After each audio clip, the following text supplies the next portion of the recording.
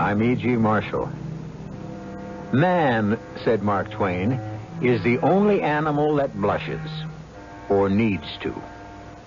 And, of course, looking at it realistically, we have a great deal to blush about. According to Twain, our assorted stupidities come in all sizes and degrees of severity. But the greatest of these is self-importance. And not just the self-importance of individual people, but of entire nations. Look at some of the diplomatic games we play, and how easily they become serious matters of life and death.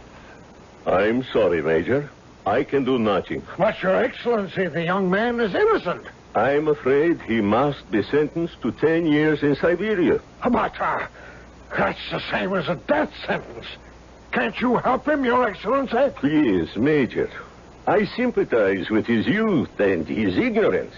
If only he had committed a crime like murder or arson or robbery or rape, we could get him off somehow. But to come into this country without a passport? Why, even the Tsar would hesitate to pardon him.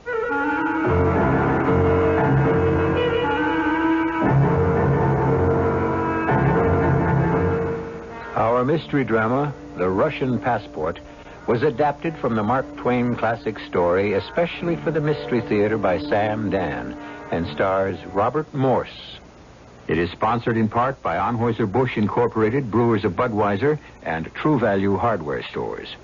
I'll be back shortly with Act One.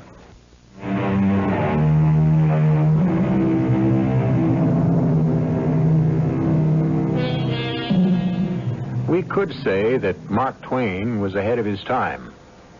We could also say that times never change, insofar as certain basics are concerned. Thus, the humorous sermons Mark Twain preached against red tape, bureaucracy, the timidity of public officials, the suspiciousness between countries, are just as timely as ever. For instance, here we are in a giant beer saloon in the Friedrichstrasse in Berlin. Oh, in the year 1890. And over there, near the window, are about a dozen or so American students. And they are obviously holding a party for one of their number. And now, the party seems to be breaking up, as one by one the young men take their leave. And finally, only two are left at the table. But why go home now, Parrish? Why? Well, the semester starts at Yale in less than 3 weeks, Ned. I wish I had your chance to travel to see the world. I wish I had your money. I'm, homesick. Homesick? Yes. I'll make a confession, Ned. I was never away from home before. You get used to it. No, every day I get more and more lonesome. Well, then why'd you make this trip? It was a gift from my Uncle William. And you don't turn down gifts from Uncle William. It's a pretty expensive gift. Why would he want to give it to you? Well, he said he hoped it would make a man out of me. Huh? What do you mean by that? Well, Uncle William was a trooper in Sheridan's cavalry, and later on he fought the Sioux under General Miles. And then he went to California. He made a fortune in a gold mine. And he doesn't think you're a man unless you're forever shooting someone or knocking him down. So you see, he's always been disappointed in me. I'm very shy. I don't know how to make friends. Well, bottoms up, Alfred. You'll feel better. No, I won't. I'll feel worse. You know, that stuff just goes to my head. That's another thing Uncle William has against me. You just can't do anything manly, Alfred. Alfred? Why, a better name for you would be Miss Nancy. The best way to get even, Alfred, is to have a good time. I just hate to travel alone. Well, why? Well, I'm scared. Scared? At least see St. Petersburg before you leave. I'd like to, but... I'll tell you, Alfred, there is no city in the world like it. Well, that's what everyone says. And, you know, I want to go, but I just can't go alone. It's up to you, Alfred. I already bought my ticket for Paris. I'm leaving tonight. Well, I better be getting along. I have a lecture. Here, let me get the bill. No, please. I'd like to treat it. It was so good to meet you and the rest of the boys, to talk to Americans again. Thanks, Alfred. And hey, believe me, there is nothing to be scared about all the time. Well, maybe not. Yeah. Have a good trip. I'll look you up when I get back to the States.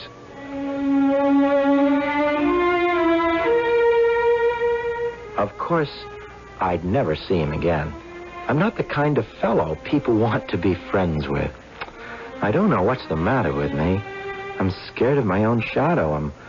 I'm just afraid to be away from home. Permit me to introduce myself. Major Tom Jackson, United States Army retired.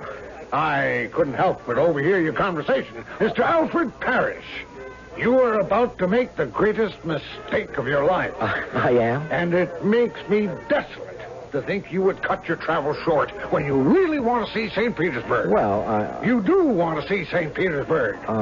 Do you realize you're practically within sight of the place now? I know, but... Reconsider, Alfred, reconsider. St. Petersburg, a wonderland in the winter. The river Neva is frozen solid. Can you believe they build roads across that ice? Roads? Not just wagon roads, railroads. On the ice? On the ice. And they string lights across it. I'd give anything to go, but it's no use. You see, I'm a person who just can't travel alone. Alone? You won't be going alone. Whatever gave you that idea? I'm going with you. You? You're going? My boy, I shall show you St. Petersburg as no foreigner has ever seen it. I know the place as well as I know my own hometown in America. Ask anybody. They all know me there. But, you're too kind. You see, I couldn't inconvenience you. Oh, it's no inconvenience at all. I was going there tonight anyhow. But I can't go. I mean, look at these. I mean, here are my tickets. I'm booked through to Paris. Oh, yes, so you are. And they don't let you change your tickets, and I can't afford to lose the money. And this 500-mark note it's all the cash I have, so I couldn't. I mean, you see, it's impossible. You must never say impossible to your friend, Major Tom Jackson. Here, give me those tickets. Wait, what are you doing? They'll change these tickets for me. They all know me at the railroad station. Everybody knows me. Now, you just sit right where you are. And better let me have that 500-mark bill, too. We, may have to pay a bit extra for your new reservation. But, Major... But he was already out the door. It was all so sudden, it was so incredible, so impossible. It could only happen to me. I wanted to shout, "Stop that man!" But my lungs, they were empty. I wanted to run after him, but my legs were paralyzed. This man, this sharper, this confidence operator, he's stolen my money, my tickets. I've got to catch him, but I can't even get out of this place. I don't have the money to pay my bill. I'll have to explain all this to the waiter. Ja. That man who's just here, you understand? Niks verstehen. All right. My money, my tickets. Was ist? I'm trying to tell you. Ja, sprechen Sie durch? I am trying to tell you that he took my money and my tickets. Ja. Sehr gut.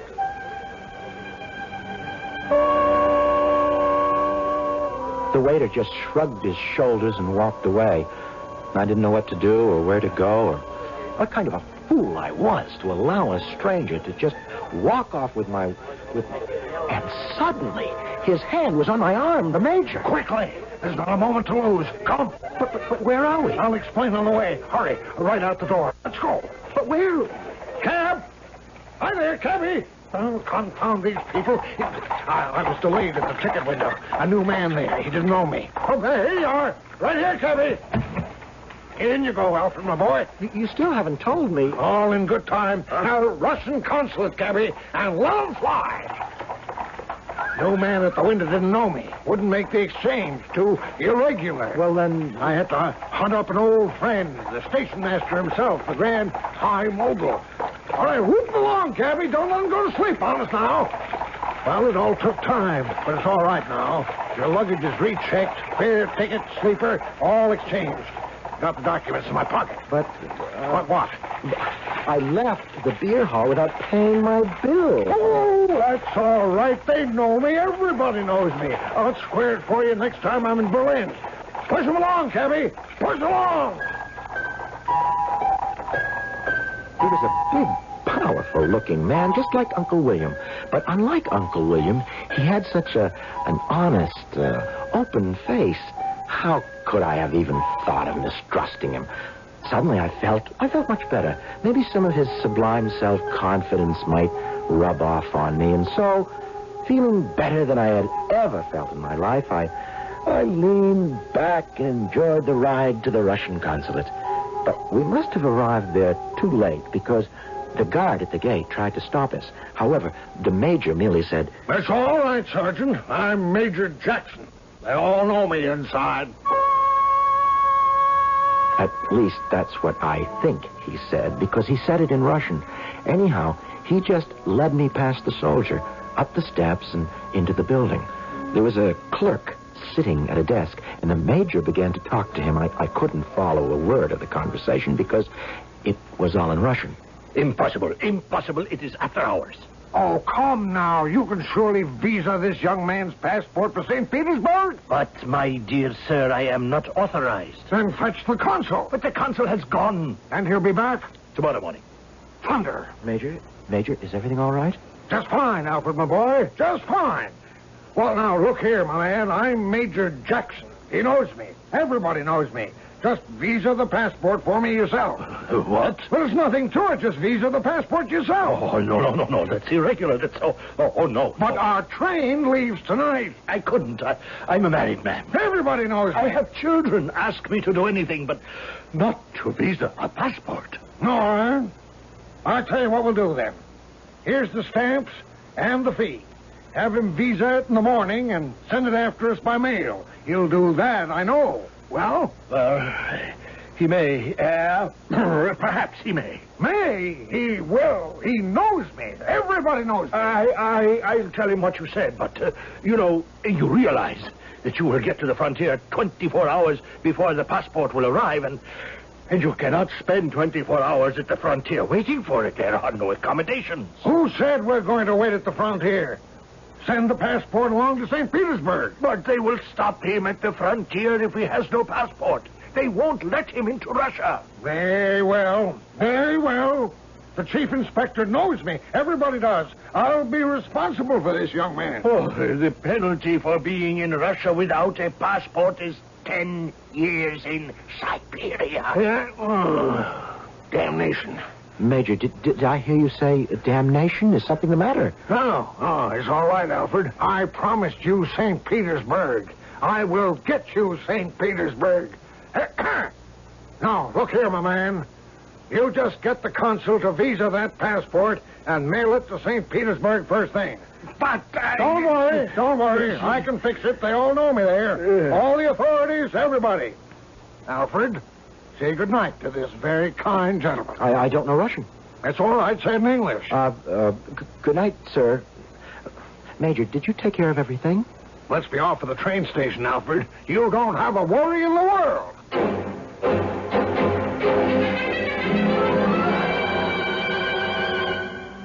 Somehow, things cannot possibly run as smoothly as the Major would have us, or even himself, believe. But why can't they? Well, we're about to board the Berlin-St. Petersburg Luxury Express, where further intrigue and excitement await us. And people will be around to inquire about that passport in just a few moments, when I shall return with Act 2.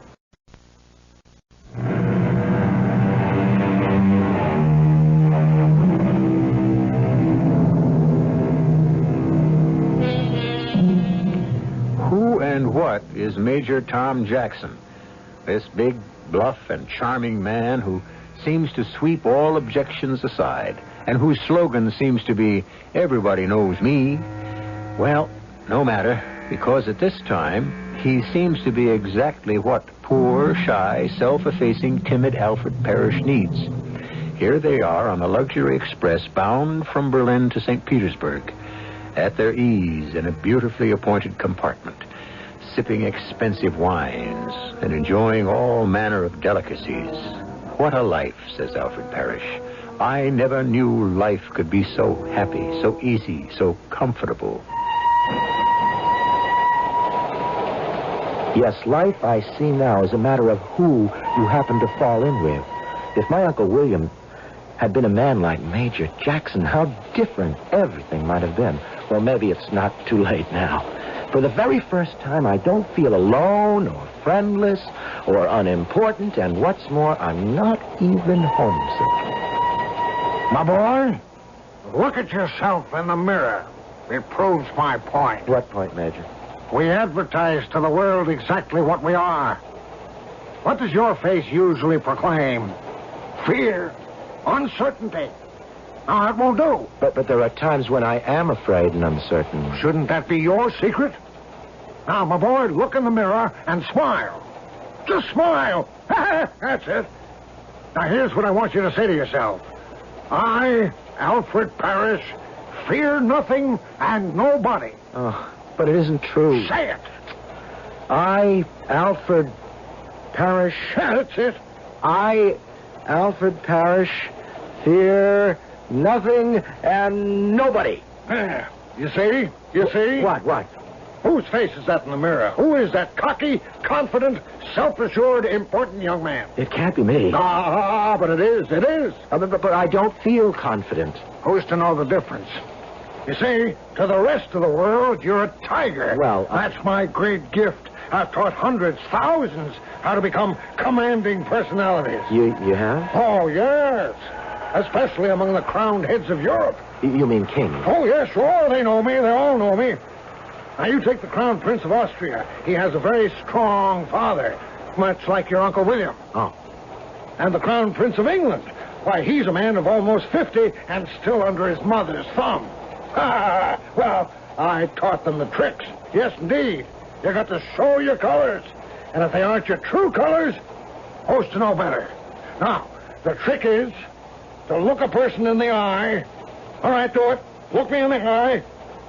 Oh, but you have to hold your head up. Huh. See what it does for you when you hold your head up? Snap your fingers. I never seemed able to get the knack of it. That's no matter. Now say to me, my good man. My good man? Oh, no. Put some starch in it. As if you're doing me a favor by even talking to me. Now go ahead. My good man. Now you're getting the hang of it. Well, hey, we seem to be slowing down. Of course. We're just about at the Russian frontier. You know, so much of what you say, it is so true. It's not really what you are. It's what other people think you are. And what would you like to make people think you are? Well, I would like to be treated with respect. Such a little thing to ask. And you know how to get it? No. Easiest thing in the world. All you have to do is demand it. Oh, here we are. About to embark on a great new voyage of discovery for you, Alfred. Russia. Ancient, mysterious Russia. Is this where they'll ask to see our passports? Of course. Well, come to think of it, when we were back at the consulate, the Russian consulate back there in Berlin? Yes? Well, I don't exactly remember your bringing my passport away from the consulate with you, but of course you did. I mean, you do have it, don't you? No. No. No, it's, you see, it's coming by mail. Coming by mail? Certainly. I have heard stories of what can happen to foreigners in Russia who do not have passports. The chief inspector at the frontier knows me. I'll explain to him that your passport's en route. It'll be all right, you'll see. Oh. Now, just look in that mirror, Alfred. Let's see that cool, calm, clear-eyed look of confidence. But I don't feel it. Let's see it anyhow.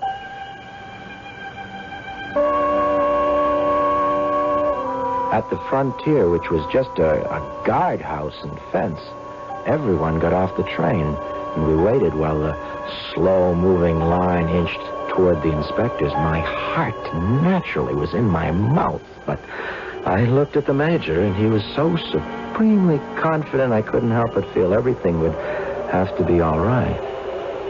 Now, you're not to worry. I said I'd make it all come out right, didn't I? Yes. As a matter of fact, there's no reason why you and I should stand out here freezing in this cold. But we have to wait till we get to the head of the line. You just stand here. I'll go up and explain matters to the chief inspector. We'll be sitting cozy and warm in our compartment in 3 shakes.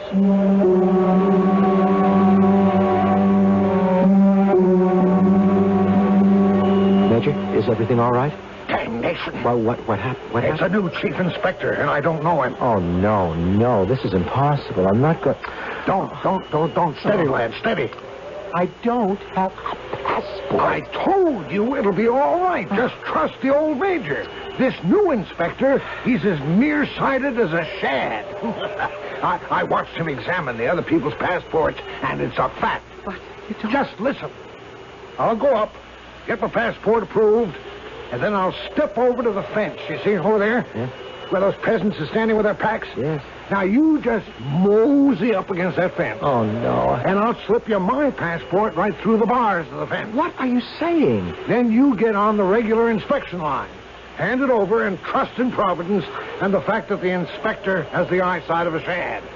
You'll pull through, never fear. But the description on the passport... Ah, what about it? It is your description. It describes a man of 50, and I'm only... That's all right. I told you the man has the eyes of a shad. Shad. He couldn't see the difference if his life depended on it. But my life depends on Don't you fret. It'll come out right as nails. When I hand him your passport... You won't be handing him my passport. It'll be your passport. What do you mean? You'll hand it to him as if it's your passport. As if there can be absolutely no doubt. As if you're a man of importance, whereas he is just a flunky. Let him see all that in your face. No, I can't do it. You can't. must. No, I don't have to. I can wait right here and take the next train back to Germany. There won't be another train until tomorrow morning. That's all right, I'll wait. Where? Right here. What? Here? Yes. In this open field in the snow in the dead of winter? You know how cold it gets. But I can't go any further. I don't have a passport. But you do have a passport, old boy. Now, Alfred, please. It's easy as pie. Old Fisheye will just wave you in. I don't know if I can go through with this. Of course you can. Confidence, Alfred. Remember what I told you about confidence?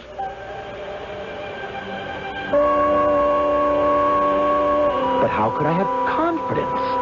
I was in a daze. The major had moved up ahead. He had his passport examined, and now he sauntered over to the fence. He motioned for me to come forward, but I was in a daze. Somehow, I got to the fence, and the major pressed the passport into my hand, and then he was gone. I managed to get to the end of the line. Everybody was headed toward a tall, burly, bearded officer, the fiercest-looking man I'd ever seen in my life. He could even have frightened my Uncle William, and he kept shouting. Sergeant! Sergeant! Which I later found out meant enter. And then before I knew it, there was no one in front of him but me. And he held out a big, beefy hand for the passport, and before I knew it, he had snatched it from my grasp, and his eyes bored deep into mine. They were eyes that were filled with hard and pointy lights of ice and steel, and they didn't look like the eyes of a shad or any other fish either, but they were eyes to pierce into the very marrow of your bones. And he looked at the passport, and he looked at me, and he looked at the passport, and he looked at me, and he looked at the passport, and he looked at me, and I was about to scream, I confess, when suddenly he thrust the passport back into my hand and bellowed, Charge it! Charge it!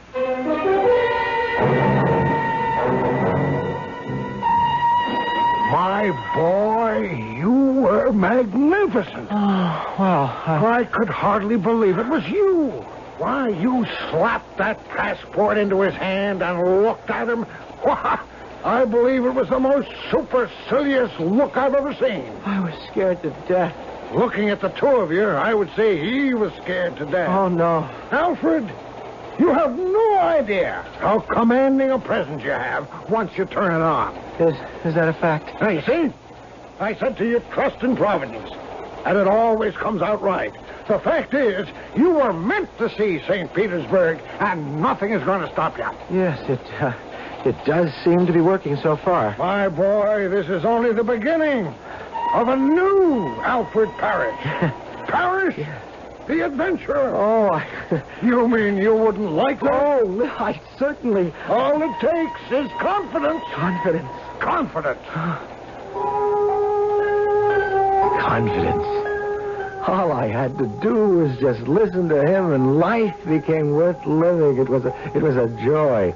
He made me feel that everything and anything was possible, that whatever I tried would have to succeed. And, oh, yes, by the time the train reached St. Petersburg, I was in what my mother would call high feather and fine form, and we took a cab to the Hotel Europa, and we walked into that lobby arm in arm. Your passport, Major? May I? Thank you. And may I have Mr. Parrish's passport? That's perfectly all right. The young gentleman's passport is on its way. Major, are you saying this gentleman does not have a passport? It's coming by mail. But at this point, it does not exist. It exists in a mail bag, in the mail coach, on tomorrow's Berlin-St. Petersburg Express. But it does not exist here and now. Is something wrong, Major? Remember what you told me. Don't take guff from these foreigners. Yeah. Well, now look here, my man. You know me. I'll be responsible. I wish I could accommodate you, Major. Major, what is wrong? He has no passport. Therefore, I must ask him to leave the premises. Now, just a moment, my good fellow. I cannot allow him to remain under this roof another moment. Major, please explain. Major, this young man is an illegal person. He has no status. He must leave. I must call the police. Major. I have no choice. I must call the police. Major. No, my friend. Surely you wouldn't do that. You couldn't. Why, a little thing like a passport that we can straighten out and Get me the police immediately. Major, was that word that he used, police? No, boy. Don't get hold of yourself. Whatever you do, don't faint. Oh, my lord. Clerk, do you have some smelling salts? In just a moment, Major, as soon as I complete this call to the police. Police.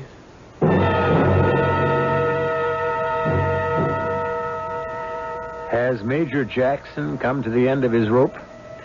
Although we shouldn't put it quite that way, for if this is the end of the rope, at the end of that rope, we will find poor Alfred Parrish. Yes, a long, twisting rope that holds together a convoy of prisoners bound for the snowy wastes of Siberia. Is there hope for poor Alfred? Well, there's a third act, and I shall be here with it in just a few moments.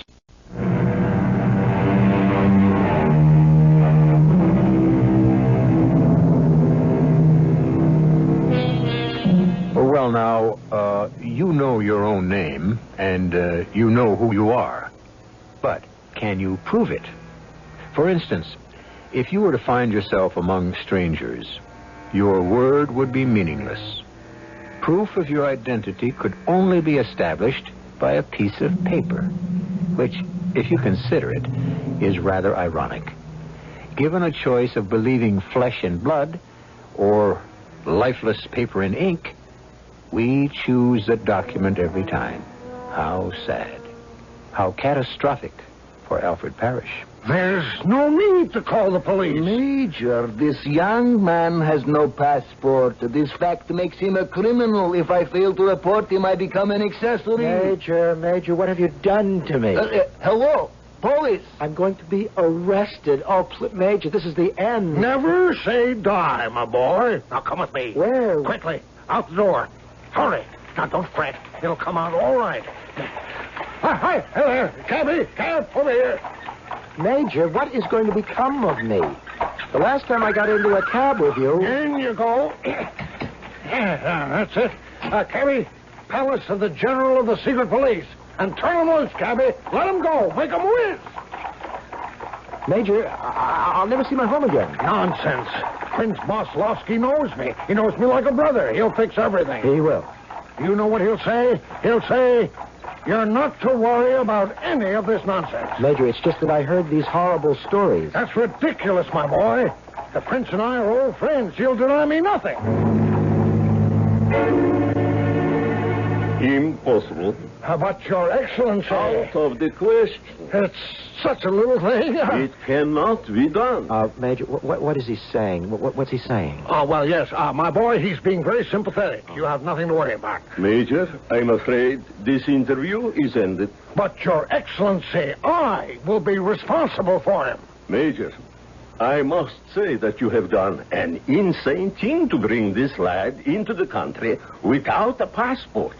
I marvel at it. Why, it means 10 years in Siberia for him. And there is no way to prevent it. I marvel at this, Major. What's he saying? Start to groan.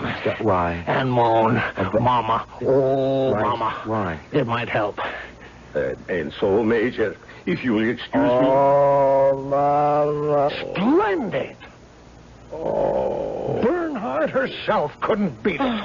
If it were anything else, if only he had been guilty of murder, arson, rape, a pardon would be a mere formality.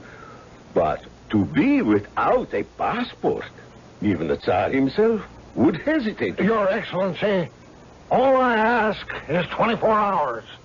In that time, the passport will have arrived. I am very sorry. Oh, Mama! Your Excellency, you're a father. You have a son. Can't you find it in your heart? It was a foolhardy thing to do. I agree. You deserve a sharp lesson. Without question. All right. It's against my better judgment, and if it comes out, it could destroy my career. God will reward you. I give you exactly 24 hours to the minute. If the passport has not arrived, if it is not in his possession, do not dare to come near me again. It's Siberia for this young man without hope of reprieve. My dearest mother, when these sad lines shall have reached you, your poor Alfred will be suffering a fate worse than death.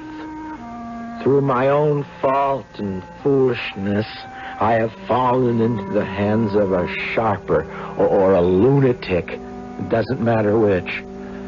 But I think he is only mad, for he has a good, kind heart, and he tries so desperately hard to help me, but each attempt just ends in complete disaster, and in a few hours I shall be one of a nameless, hopeless horde plodding the snowy solitudes of Russia, bound for that land of misery and oblivion, Siberia, and there is no escape. An officer of the secret police sits silently in my room, watching, waiting. Well, how'd everyone sleep? I must confess, I popped off at once. Well, Alfred, had your breakfast? How can you think of food? Oh, come. A hot meal will make you sing another tune. Do you realize I am going to be sent to Siberia? I realize nothing of the sort. Even now, your passport is on the train. It's coming here. It will arrive well ahead of schedule. There isn't a thing in the world to worry about. And before I knew it, he had convinced me. Once again, he had convinced me that there wasn't a thing to be worried about, and there we were sitting in the dining room of the hotel. Shouldn't the mail be in by now? Yes, I would say the train has already arrived. The mail has been sorted, and delivery to the hotel is a matter of minutes. In about 45 minutes, the 24 hours will be up. Suppose we saunter over to the desk and see my old friend behind the counter. Major, you are sure the Russian consulate in Berlin sent it? My boy, nothing to worry about. Nothing at all. Yes, gentlemen. Is there any mail for me? The mail has not arrived. It hasn't arrived? No, Alfred, there's nothing to be excited about. Is it due soon? Usually comes at this time, a few minutes earlier, a few minutes later. Hey, you see, my boy? No problem at all. Tell me, have either of you gentlemen seen the afternoon paper?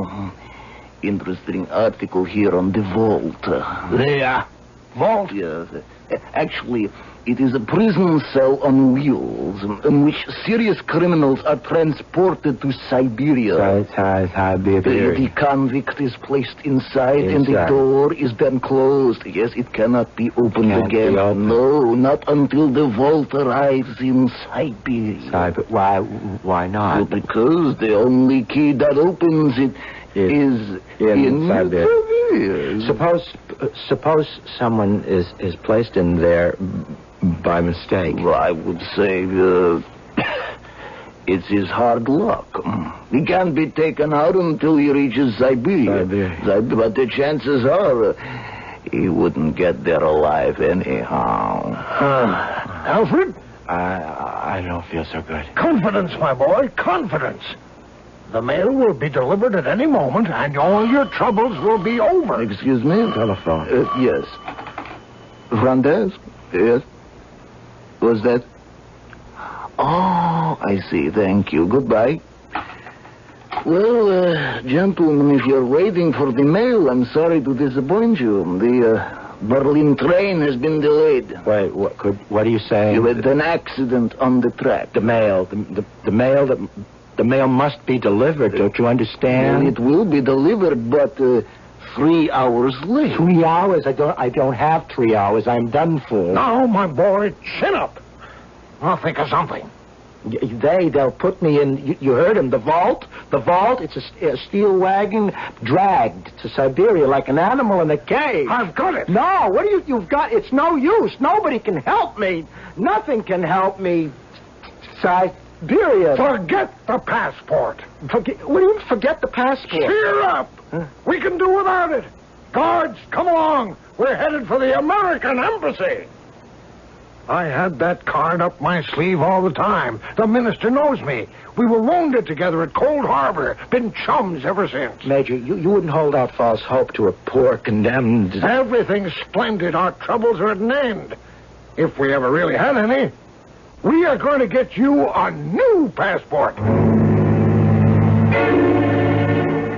Well, I am only secretary of the legation, you see, and I wouldn't like to authorize a passport while the minister is on Russian soil. You have no idea of the responsibility. All right, send for the minister.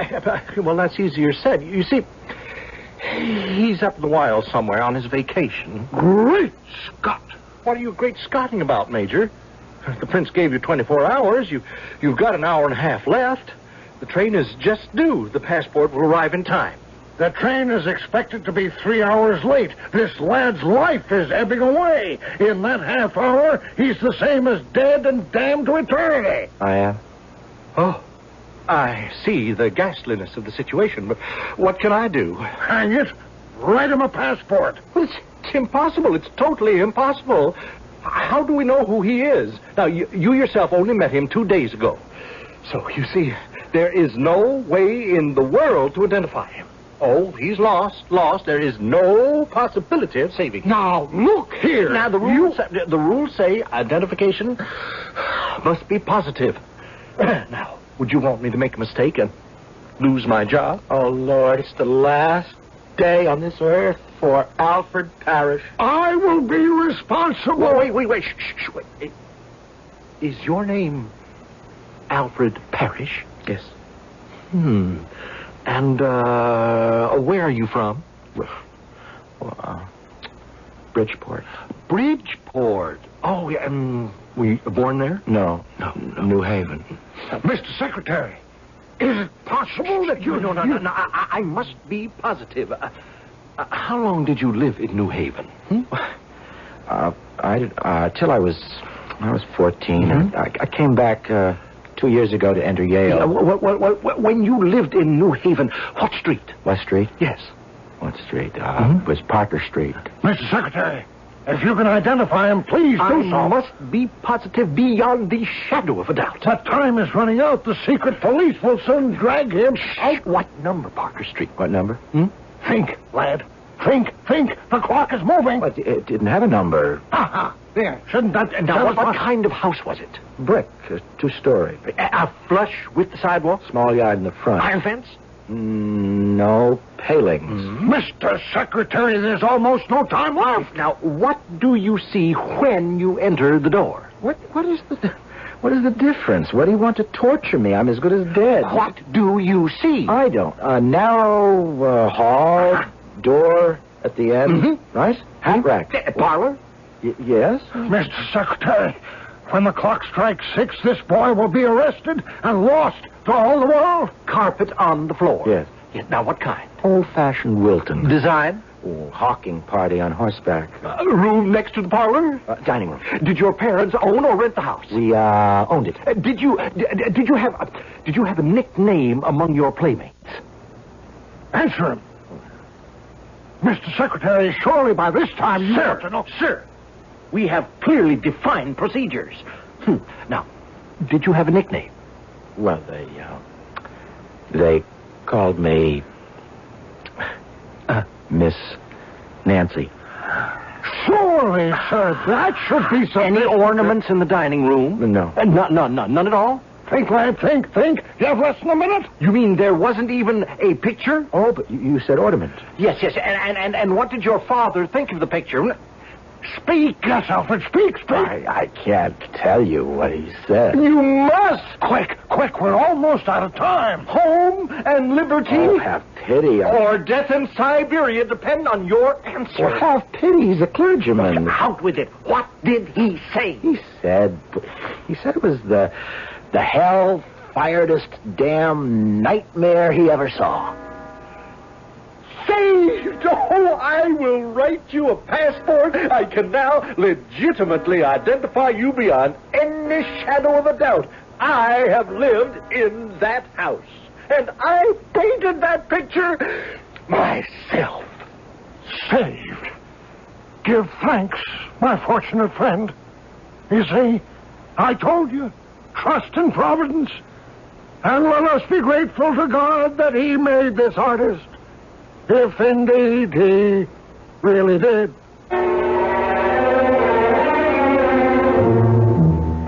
Did Alfred have a good time in St. Petersburg? We don't know. Mark Twain doesn't say. And although what he writes is always fascinating, what he doesn't write is, in many cases, even more so.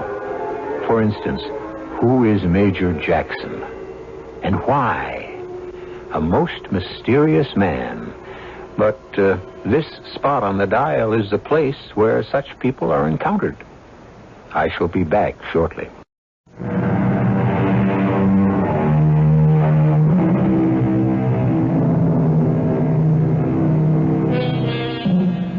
Stories must have heroes and villains, and Mark Twain's tales are filled with a great many of each. But not all villains are actually conscious of their villainy. It is possible for the greatest crimes to be performed by fairly decent people in the routine performance of their legitimate duties. But you'll find nothing routine here at this spot on your dial, 7 times each week. Our cast included Robert Morse, Robert Dryden, Russell Horton, Earl Hammond, and Dan Ocko. The entire production was under the direction of Himan Brown. And now, a preview of our next tale. Burn him! Then let it be done day after tomorrow, the 21st day of the noon. This is not the usual manner. They do not kill. They hold for ransom. Well, Clarence, don't worry about it. Well, you say I'm not to worry, but they burn me at the stake high noon the day after tomorrow. No, Clarence. They won't be able to swing it. I won't be here. Well, I wit not what thou sayest, Sir Boss. Where shalt thou be? In Hartford, Connecticut. Oh, is that the place of magic and enchantment where Sir Kay captured thee? Oh, it's a place of magic and enchantment, I guess. In some ways. But dost thou intend to return there? Oh, I don't have to return. I never left. Sir Boss, my poor wits cannot understand. Don't worry about me, Clarence. I'm still there. All this is only a dream. Radio Mystery Theater was sponsored in part by Buick Motor Division. This is E.G. Marshall inviting you to return to our Mystery Theater for another adventure in the macabre. Until next time, pleasant dreams.